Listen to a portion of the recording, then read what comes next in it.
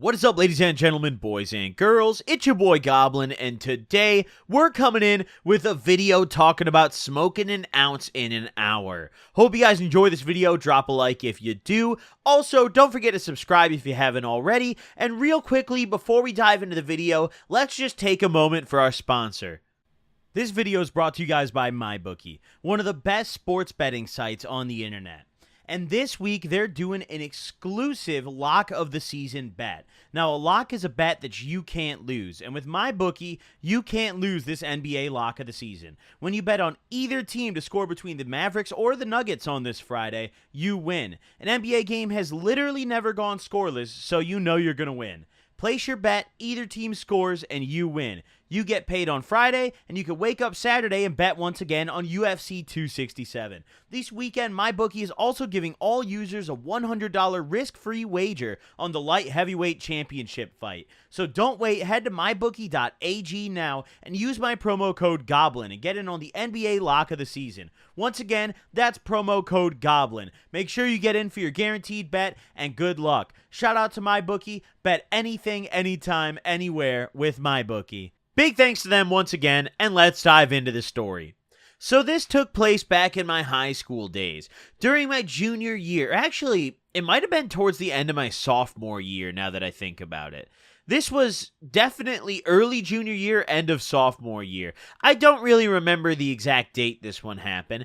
I just remember this going down because, I shit you not, we had to leave this guy's windows open for like 5 hours. But either way, back on topic here. On this particular day, it was a nice weekend, and I had nothing to do that day and no school, and my buddy Bobby hit me up.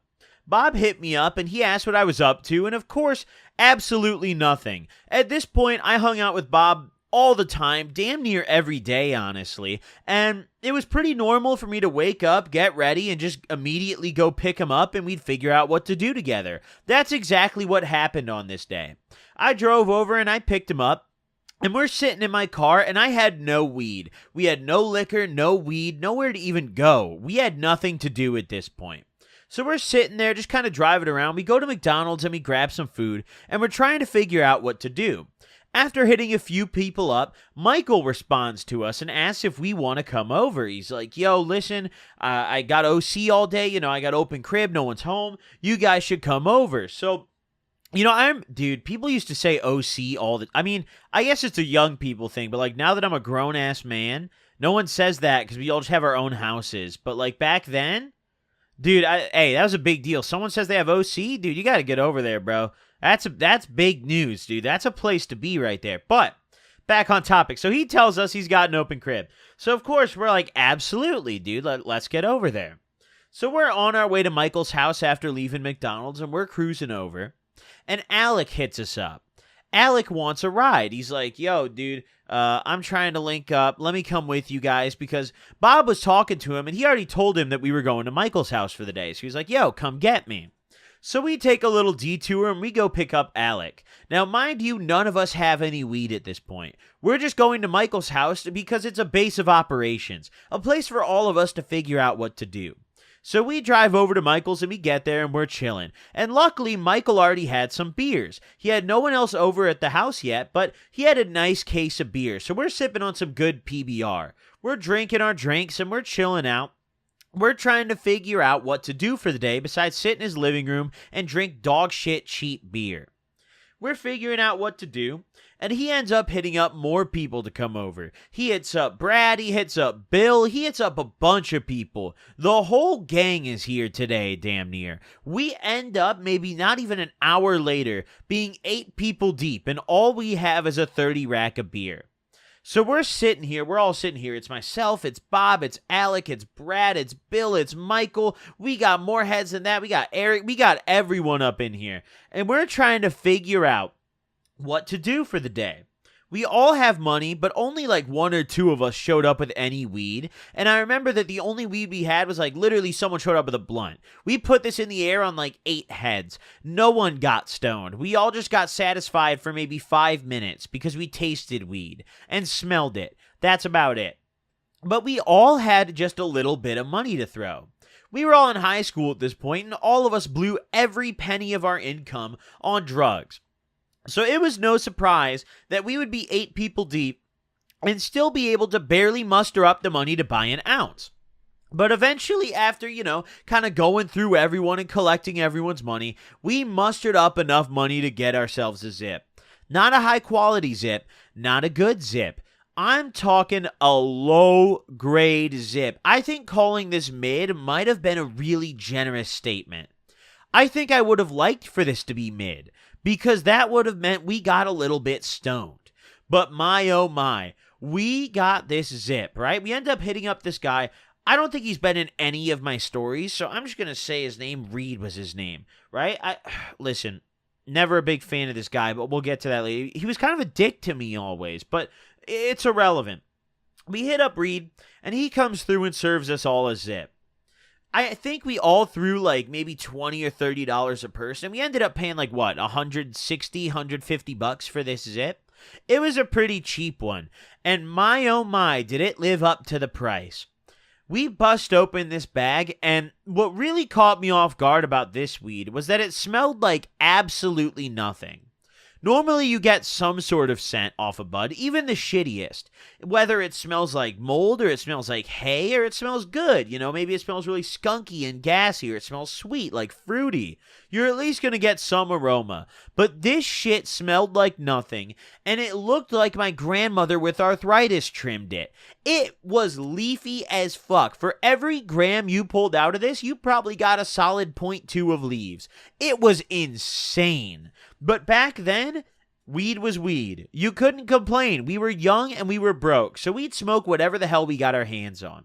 So we bust out the scale and we all start divvying up this weed 8 different ways. We divvy it up and it comes down, of course. I think you could figure this one out. We all bought ourselves an 1/8, each of us. We threw down and got ourselves a zip. It just made sense. All of us had like $20 on us, which is enough to get like maybe 2 grams if we just bought individually. But if we came together as a unit, we could all get an 1/8 to ourselves, which is fire. But we get these 1/8s and we realize really quickly that this is some garbage weed.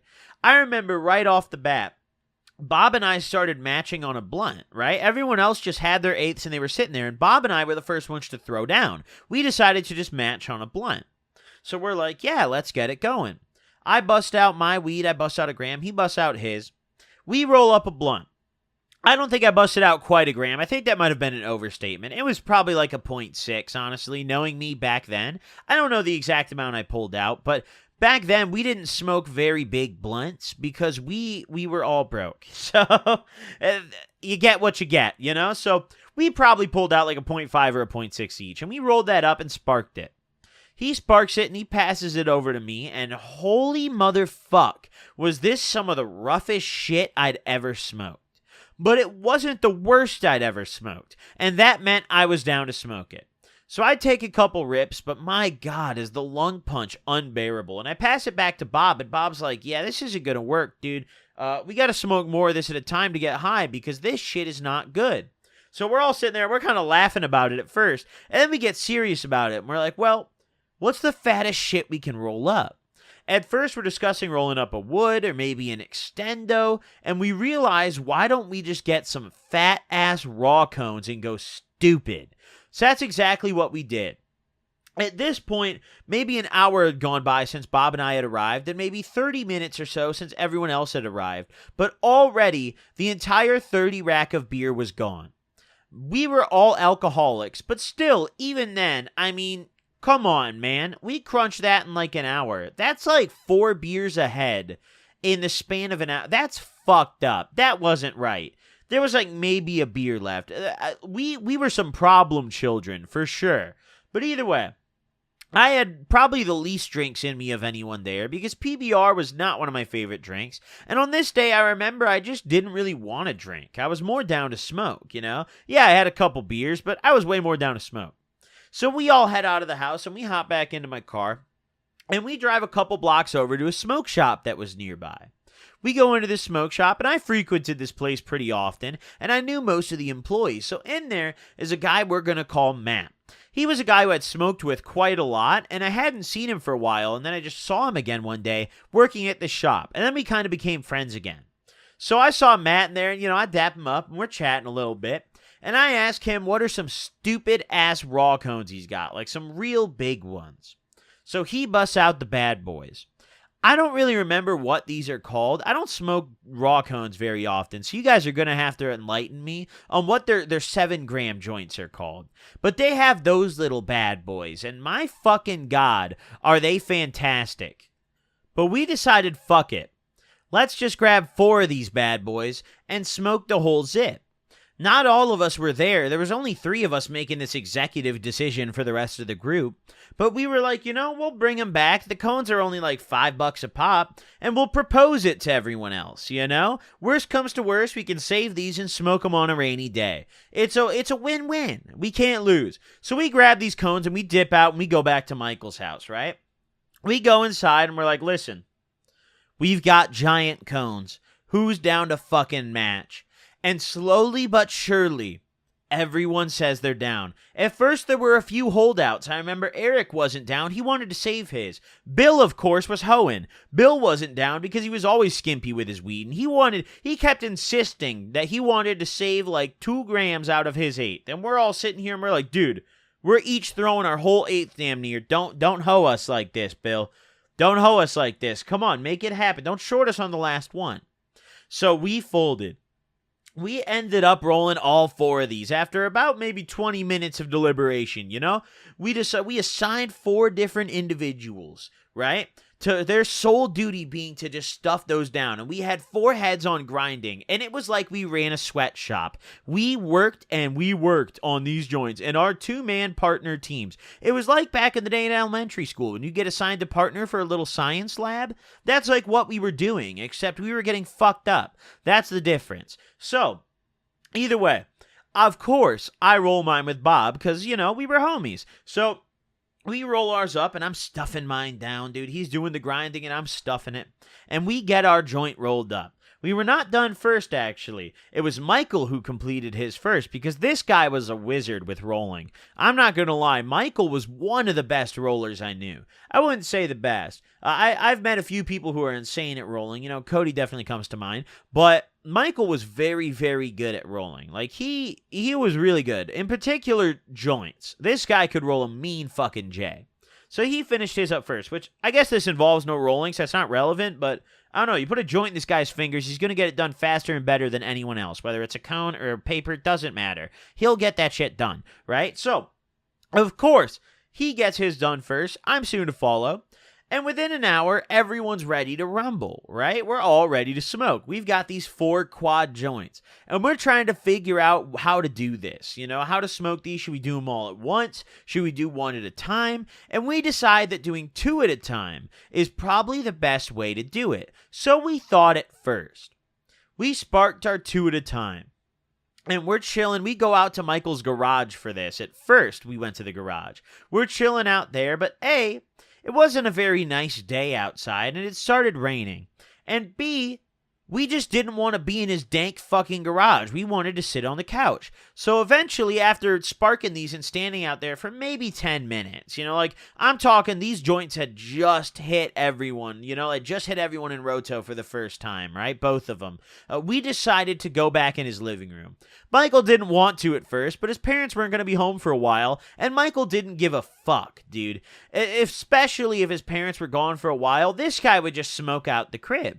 I mean, a lot of times you do it in his bedroom, but there were certain days where he would just wake up on demon time. He'd feel a little rowdy, and this was one of those days. So all 8 of us, we walk our asses back up to his fucking living room, and we're sitting in a circle in his living room, right? We're chilling out. We boot up the Xbox, we start playing some COD, and we were actually taking turns playing multiplayer. It was fun as hell. We're passing these first 2 joints around, and maybe another 10 minutes go by, and we realize that we don't really want to smoke just 2. We want to spark the other 2 up and see how hard we can smoke out his house. Because even with all the windows cracked open at this point, this shit was smoky. It was insane. Michael agrees immediately. He's like, yeah, all right, let's spark them up. So we spark up these other 2 joints. And as I mentioned earlier, each of these were fat. They had about a quad each, give or take. Some might have been fatter than the others, but I mean, either way, they each had about a quad in them. So we're ripping on these things. We're chiefing on them. And by the time we sparked the second ones, we were like maybe a quarter of the way done with the first ones, and they'd already been smoking for a good 20 minutes. I remember they lasted for over an hour. These things burn slow, guys. These are not fast burning joints. These are fun, these are social outing kind of joints, you know? Like, honestly, I love smoking weed, don't get me wrong, but I don't want my joint to be burning for over an hour if I'm facing it.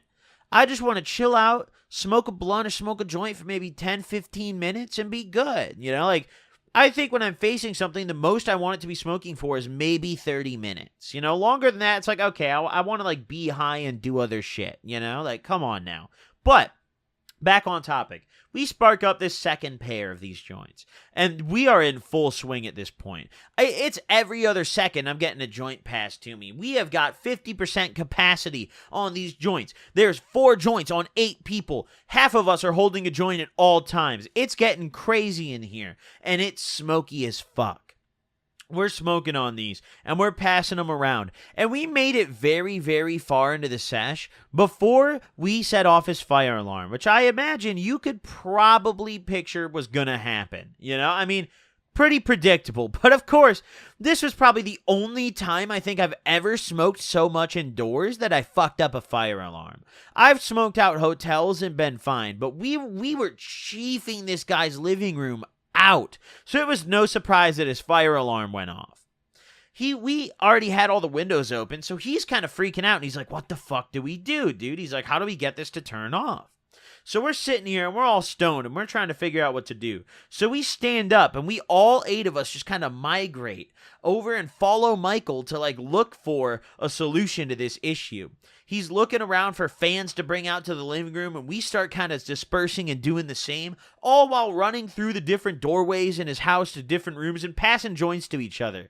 We completely lost track of Roto, and shit got hectic, but the whole house was smoky, and honestly, if the neighbors called 911 and asked for the fire department, I wouldn't have blamed them, because it probably looked like this house was on fire with how much smoke was coming out. But either way, eventually, Michael gets a bunch of fans, all the fans he could find out in his living room, and he kicks us all back out to the garage. He's like, yeah, we gotta go to the garage, guys. Like, this ain't gonna work. We gotta go to the garage. So we all just walk out to the garage while the fire alarm is still going off. And he's like, fuck it, dude. It'll end eventually. Like, whatever. Let's just try to ignore it. So we're all sitting outside. We've got his garage cracked open, nice. It's about halfway up, and it's still a pretty shitty day out, but, you know, we're outside. Fuck it. It's not the winter, so that's all that really matters, you know? It was a rainy day, but who gives a fuck? I kind of like smoking in the rain, honestly. It's kind of a vibe. I'm gonna keep it real. But back on topic here. So, we smoked the rest of these joints. And I'll admit, for the quantity we smoked, I did not get very high. This was one of those incidents where I feel like no matter how much of this shit weed I smoked, there was just no shot I was ever getting high. I mean, it smelled like nothing. You could tell there was no terps left on here. All the terps went into cardiac arrest and fell off, dude. They all had strokes. The terps were nowhere to be found. Fucked up, I tell you what. But either way, after a little while, we ended up going back inside and we finished off the joints right before we went in. Total smoking time was probably a little over an hour because once we sparked those second ones, we went into overdrive. We put that bitch in sport. Our lungs were on go mode, I tell ya. We were passing this thing. We were doing 2-hit passes and just ripping these joints. Especially after the first 2 we sparked went out, it was over for those last 2. We put that shit in sport. But like I said earlier, I just didn't get that high. We all went inside and we're sitting on the couch. And I remember we all started laughing our asses off about it because we're sitting there and fucking Brad was the first one to pipe up. He was like, I'm not going to lie. That weed was trash. And we're all sitting there laughing. We're like, damn, we shouldn't buy from Reed ever again, dude. This shit was terrible. And we all ended up just sitting there. And eventually, because Alec had a fake ID, he was one of the only ones there with one, we just drove back up to the liquor store and grabbed another 30 rack of PBR. And after that, we got super lit. It was a much better evening. But that was probably the most disappointing ounce I think I'd ever smoked. I don't think any of us were high. Maybe Bill. I don't know. I don't think any of us were stoned. But hey, hope you guys enjoyed this video. Drop a like if you did. Don't forget to subscribe if you haven't already. And I'll see you guys in the next one. Peace out, gamers.